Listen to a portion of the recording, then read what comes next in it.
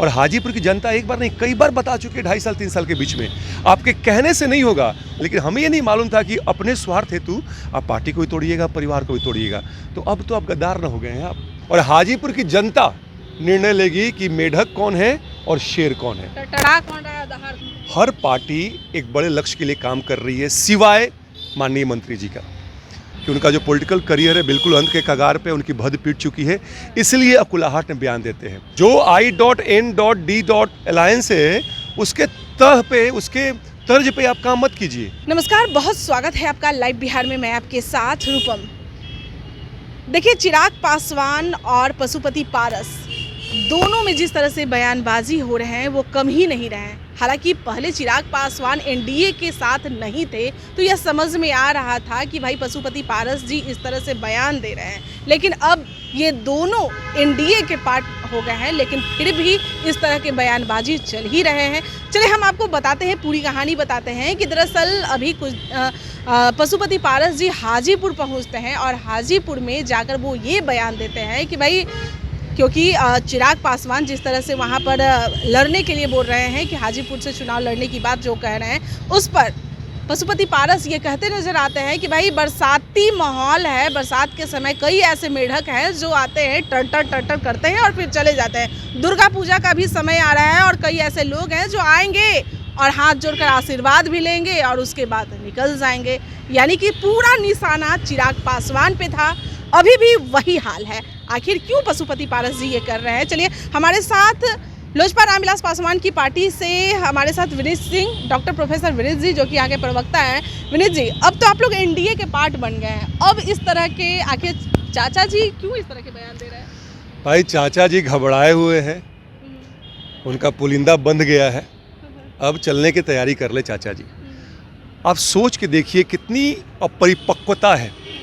राजनीति में 40 साल 45 साल गुजारने के बावजूद अगर कोई व्यक्ति ऐसी बात कहे, वो भी जबकि एनडीए के आप घटक दल हैं, हमारी पार्टी भी एनडीए के एक महत्वपूर्ण घटक दल है।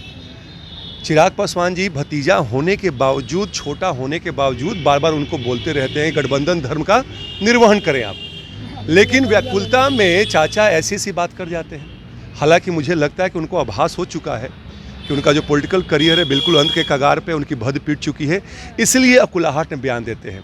लेकिन यकीन मानिए, हाजीपुर की जनता जानती है कि उनका असली हकदार कौन है। विरासत जो रामविलास पासवान जी ने 8 बार निभाया था, उसको कौन निभाएगा, और कई बार दर्शा भी चुकी है। तो ये कहना कि हाजीपुर से हम लड़ेंगे या कोई भी आ जाएगा तो हम उसको हरा देंगे, ये बस उस तरह की बात है जो कि कहते हैं ना कि नकर खाने में तूती की आवाज़। और हाजीपुर की जनता निर्णय लेगी कि मेढक कौन है और शेर कौन है। टटरा कौन रहा है, दहाड़ कौन रहा है? वो दिख तो रहा है आपको। टटराना मतलब कि बार बार बोलना, कौन बोल रहा है? हम लोग, हमारी पार्टी का कोई प्रवक्ता या हमारे नेता भी कभी चाचा जी पे आक्षेप नहीं करते हैं, आरोप नहीं लगाते हैं। चाचा जी को पता नहीं क्या हो जाता है कि बार बार हम लोग को बोलते रहते हैं। तो जब बोलिएगा तो कभी कभी सुन भी लीजिएगा। मैं वही कह रहा हूँ आपको कि चाचा जी या माननीय मंत्री जी, अब आपका समय पूरा हो चुका है, पुलिंदा बंध गया है आपका। अब जो है राष्ट्रीय अध्यक्ष चिराग पासवान जी, जो कि युवा हैं, बेदाग छवि वाले हैं, परिपक्व व्यक्तित्व के स्वामी हैं, आप उनको आने दीजिए। अब बिहार का नेतृत्व हो या देश का नेतृत्व हो, जैसा भी उचित लगे वो अपना काम करेंगे। अच्छा, आप लोग हमेशा महागठबंधन पे कोई चीज़ दोष आरोप करते हैं कि भाई महागठबंधन वो लोग ये है, वो लोग को गठबंधन ज़्यादा दिन टिकने वाला नहीं है, तो बहुत सारी ऐसी बयानबाजी आप लोग करते हैं। लेकिन क्या आप लोग, क्या गठबंधन धर्म का पालन हो रहा है यहाँ पर? जी, हमने तो वही कहा ना कि हमारी जो पार्टी, जो अलायंस है एनडीए, वो बिल्कुल अटूट है। हर पार्टी एक बड़े लक्ष्य के लिए काम कर रही है, सिवाय माननीय मंत्री जी का। अब हम तो निवेदन करेंगे प्रधानमंत्री जी से कि भाई इस बात का संज्ञान लें और उनको बोला जाए कि इन सब चीज़ों से परहेज रखें आप। लेकिन जैसे ही अपरिपक्वता आपके अंदर आ जाती है, जो कि है भी, आप क्या कहते हैं कि गठबंधन का जो बड़ा लक्ष्य है उसको आप ध्यान में नहीं रखते हैं और कुछ भी अनापशन आप बोलने रखते हैं, जो कि मंत्री जी कर रहे हैं कि प्रधानमंत्री जी से निवेदन करते हैं। तो क्या लग रहा है इस तरह के वो बयानबाजी दे रहे हैं, बयान कर रहे हैं, तो क्या अमित शाह और प्रधानमंत्री को नहीं पता होगा? जी बिल्कुल पता चल गया होगा, और मुझे लगता है कि आज ना कल उन पर नकेल कस दी जाएगी, क्योंकि ये जो है मैसेज उचित नहीं जा रहा है ना। या जानबूझ के वो लोग छोड़े हुए हैं? नहीं, ये मुझे मतलब समझ में नहीं आता है भाई, क्यों कोई छोड़ेगा?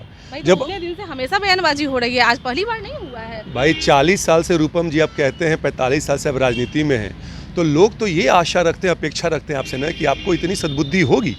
लेकिन बार बार जो आप गलती कर रहे हैं, तो मुझे लगता है कि जो शीर्ष नेतृत्व है इस बात का संज्ञान लेगा, और जब संज्ञान लेगा तो इस बात से उनको बोलेगा कि आप गुरेज कीजिए, क्योंकि जनता में मैसेज सही नहीं जा रहा है। जो I.N.D. है उसके तह पे, उसके तर्ज पे आप काम मत कीजिए, जो कि वहाँ पे मन भी का मिला नहीं है, मत भी नहीं मिला हुआ है। लेकिन हमारा जो एनडीए गठबंधन है वो मजबूत है, अटूट है और बड़ा लक्ष्य है। बिहार में 40 सीट आपकी झोली में होनी चाहिए। विरासत की बात कर रहे हैं, पशुपति पारस को लेकर कर रहे हैं, हाजीपुर को लेकर कर रहे हैं, विरासत की बात कर रहे हैं, तो वो पशुपति पारस जी तो वहाँ जाकर बोल दिए कि भाई मेरे भाई ही हाथ पकड़ के मुझे हाजीपुर यहाँ पर दिए हैं। जानती है रूपम जी, विश्वासघात वहीं होता है जहाँ पे विश्वास होता है। ये 8 बार से अलौली से मात्र विधायक रहे थे।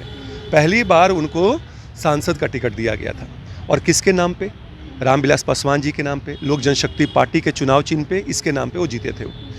और कहीं भी आप भारतीय आप इतिहास को उठाकर देख लें, यूपी देख लें, या भारतीय परंपरा के अनुसार पिता का जो उत्तराधिकारी होता है वो पुत्र ही होता है।